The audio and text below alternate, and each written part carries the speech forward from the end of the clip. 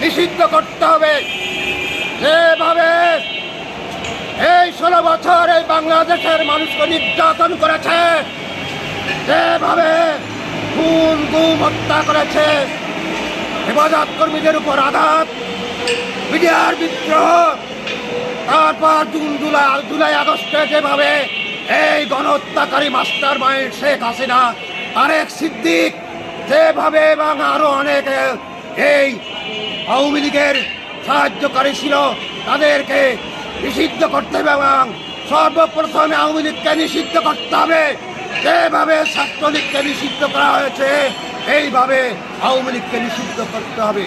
যদি আওয়ামী লীগকে নিষিদ্ধ করা না হয়, অনতি বিলম্বে আমরা রাজপথে নামবো ইনশাল্লাহ এবং আন্দোলন তীব্র থেকে তীব্রতর হবে ইনশাল্লাহ। এবার আমার পরিচয় হচ্ছে, আমি ডাক্তার রেজাউল করিম, আমার স্থানীয় বাড়ি বাগেরহাট কেরানীগঞ্জে আমার বাড়ি আছে। আমি বর্তমানে এনসিপিতে অংশগ্রহণ করেছি।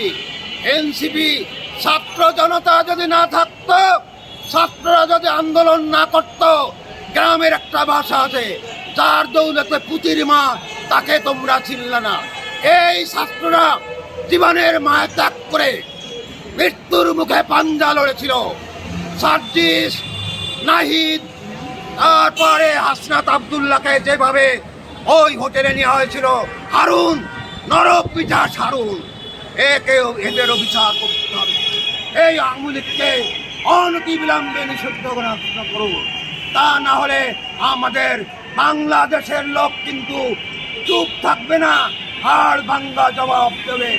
তারপর অনেক ইতিহাস হয়ে গেল, আমি আমার বক্তব্য দীর্ঘায়িত করব না।